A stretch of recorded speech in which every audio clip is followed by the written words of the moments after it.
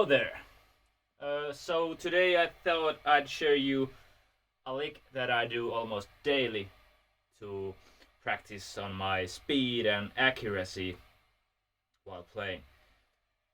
And first of all, the guitar I'm playing is in D standard tuning, and I'll be playing the licks here on G minor scale.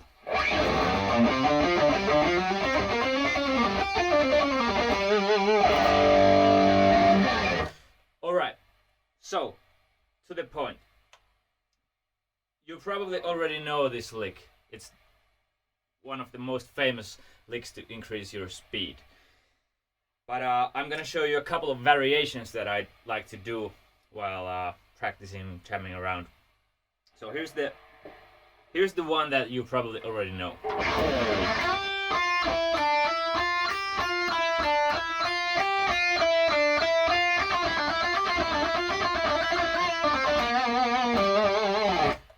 So one note in the first string, and then 3 notes on the second string, and there we have this pattern that we do, and the string change makes it a good exercise for the right hand.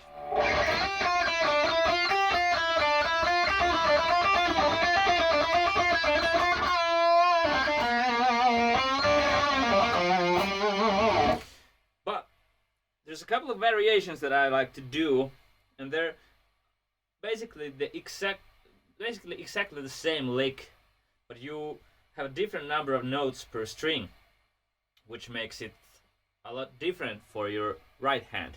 And I like to think it makes it harder because you have to change the string more, and that makes it a very good exercise to train your accuracy. So the first variation would be 2 notes per string. So something like this.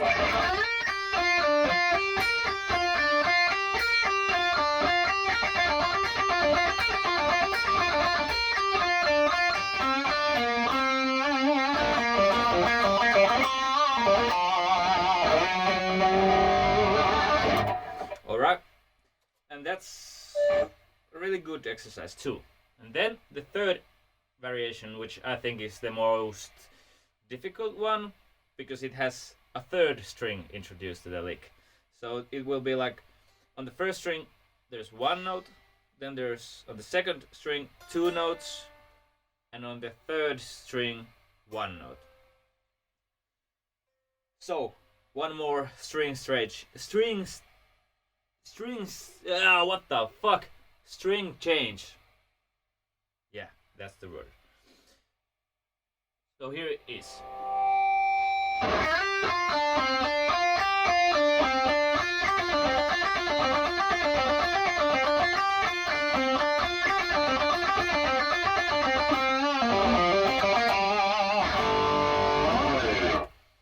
Alright, so those are the main variations of the lick. And one thing that I like to do is I like to improvise, and also when I'm practicing I like to improvise and play with the feeling, and therefore I nowadays usually don't like play only one type of a lick for 15 minutes or whatever. Instead I like to play all of those 3 combinations and change around as it goes, whatever comes to my mind. Shift them around, makes it a lot more interesting for me, and ultimately that's the way I want to play. I don't want to play one lick for 15 minutes. I want to change around. So here's those 3 licks being altered while jamming around.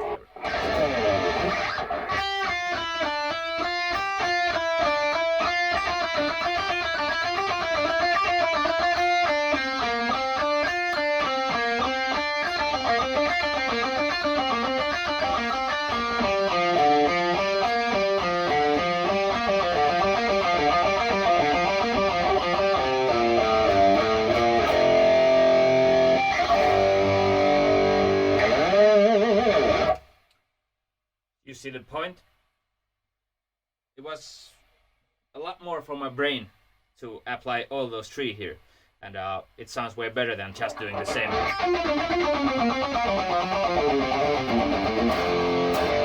But instead all three.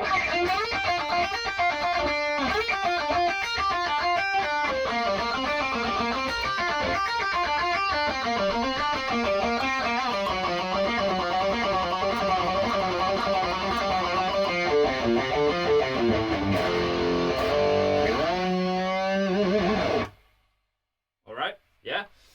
And then one more thing that I do a lot is I like to achieve the skill that it doesn't matter whether you start with an upstroke or a downstroke.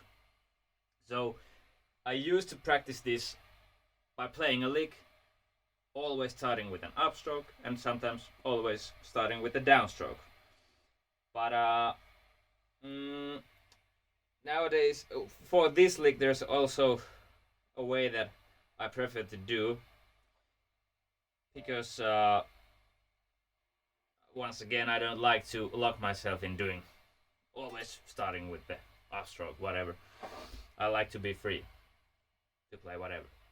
So a good way to practice starting both with an up and with a downstroke is to apply this extra speed burst in between the licks. So I will show you. You will get it. So first I'm starting with an upstroke, and then I'm doing the little bridge to the second run of the lick. And on the second run of the lick you can see that I'm starting with a downstroke. And then once again doing the bridge kind of speed burst, and then I'm back starting with an upstroke. So here it goes. So first an upstroke.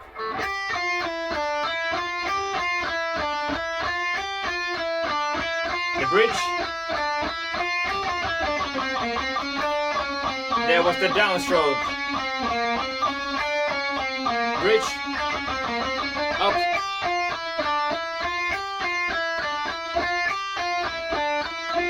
Bridge. Down.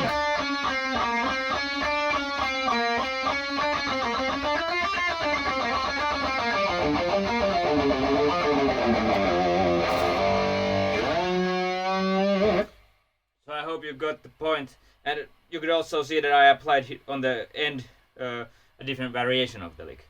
So combining all three variations and then doing those bridges, speed bursts, whatever, those things that change your rhythm so that you're starting with a different stroke, up or down. So here's all three combinations and switching the rhythm so that I'm starting with both downstrokes and also with upstrokes.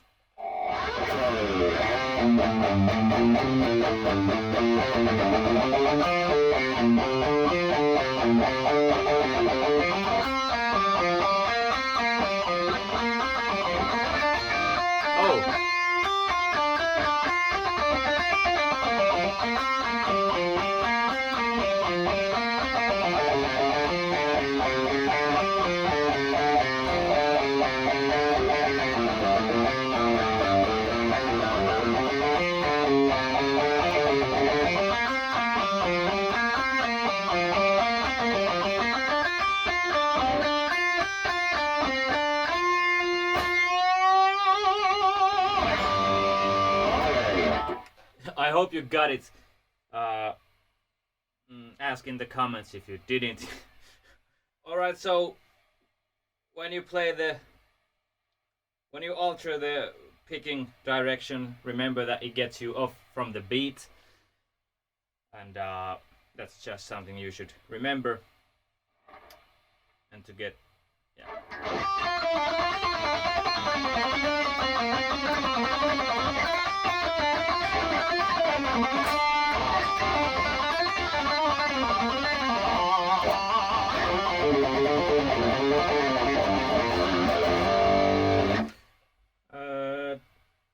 And as always, when you're practicing, or at least when I'm practicing, nowadays I like to follow a method where when practicing to play fast, I do not play fast. Or I would if I could, let's say that. Because, you know, when practicing, I always played too fast. And nowadays, I am very critical that I should never ever be stiff or some stuff like that. I always want to be as loose and as casual as possible. So if that requires me to play super slow, then I will play super slow. The speed is really irrelevant when practicing. What's relevant is the feeling and the accuracy. So I try to listen what I hear, and also listen to myself, what feels right.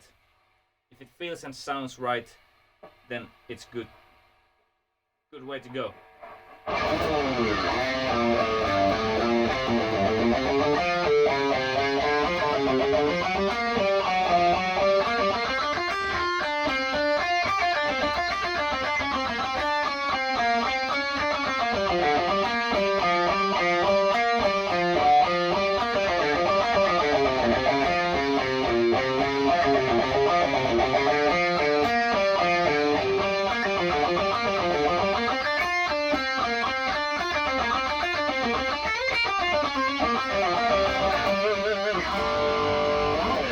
Yeah, and when you try this, if you try it, remember to experiment on it. You don't have to play exactly like I played. You can switch around the notes. You could play chromatically. You can just choose 2 frets and play the same thing here.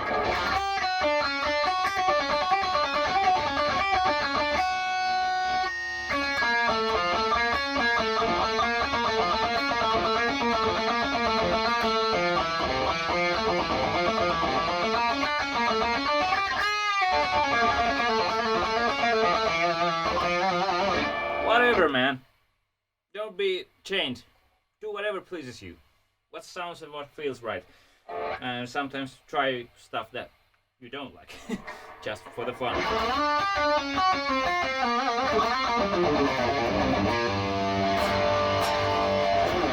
Alright, I hope you liked this video, whatever. I'm in the middle of doing some stuff on my room, so this video was kind of like a quick idea to shoot something. But yeah, I hope you liked it. Until next time, peace out.